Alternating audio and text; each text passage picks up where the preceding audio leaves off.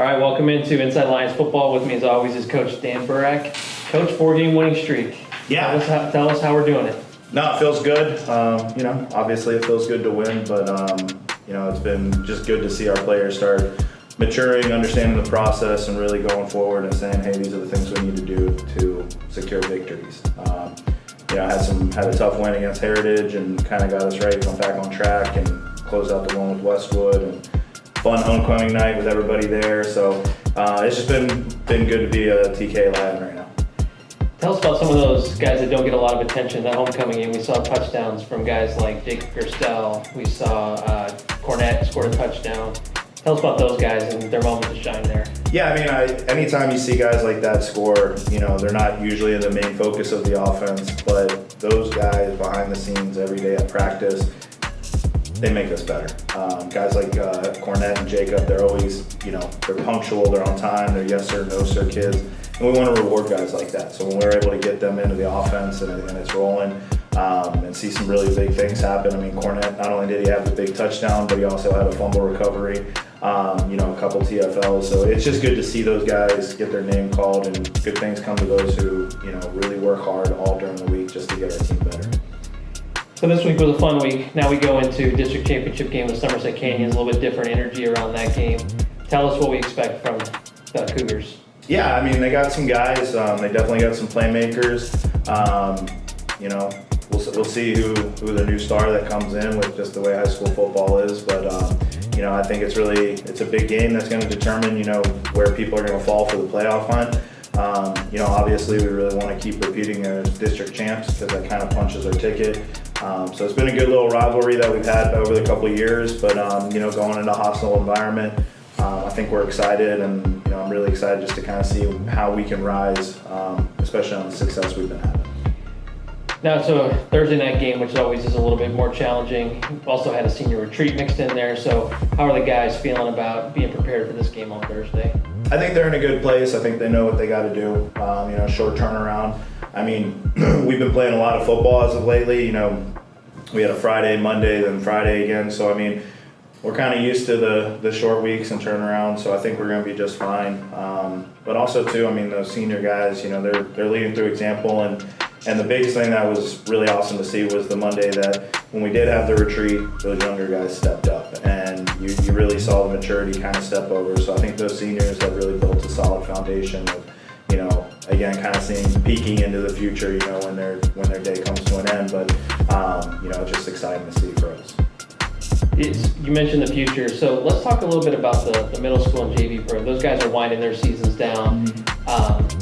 What have you seen from them? The future looks pretty bright from what I've seen. What can you tell us about the younger levels? Yeah, first off, glory be to God that we're, and glory be to King's Academy for God blessing us with the ability to have a middle school program, let alone 2 middle school programs. So the coaches have been doing a phenomenal job. It was really cool to see Coach Lee and Coach Loveland come out of retirement and take over that 6th grade team.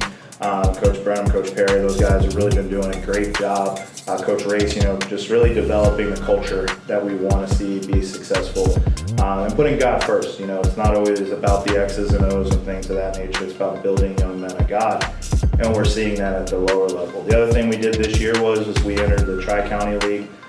We wanted to put our guys against some better opponents than what we've played in the past. And so, we've taken our licks, but I think it's been really good. I've never seen those guys quit. Week by week, we've noticed a gradual shift as the games have gotten tighter. You're seeing guys kind of excel. So it's really exciting to see for Lions football. Hey, these guys that are playing in the middle school program the next 3-4 years, they're going to be just like Hudson going on to his senior year and going into that final season. So it's just really neat to kind of see that growth.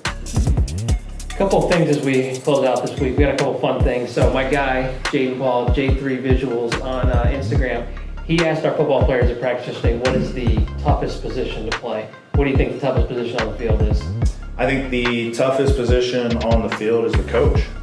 I think it's, you got to manage, not only are you managing all the players, the play calls, the staff, what goes in, did we get the water coolers on board? Did everybody get their team meal? All that stuff that goes in hand with coaching.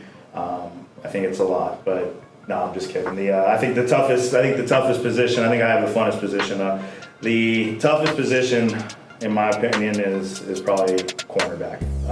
You are isolated out there on an island, and if you mess up, it's all eyes on you.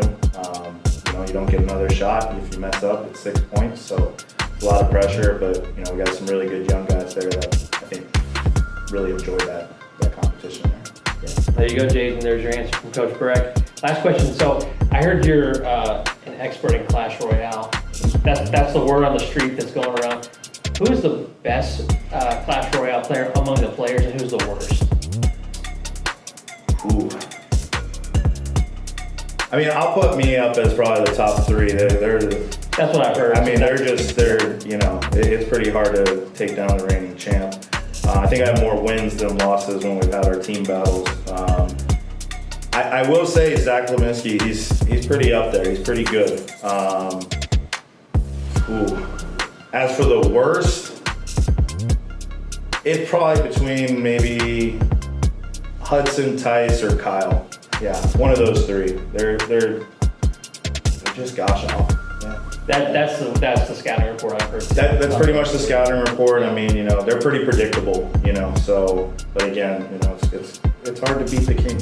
Yeah, you're gonna come to the king. You best come correct. Yeah, you gotta come after him right. So. Yeah, so, Coach, good luck this Thursday. We're over at Somerset Canyon. Guys, come out 6:30. Student section. You guys have been phenomenal. Hope you guys can get there. It's a big one. It's the district title. Yeah, no, make sure you guys come out.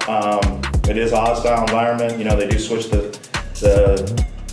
way that we sit on the sidelines, so make sure you guys come out and be right behind us and back us up away. Looking forward to it. Go Lions. Go Lions.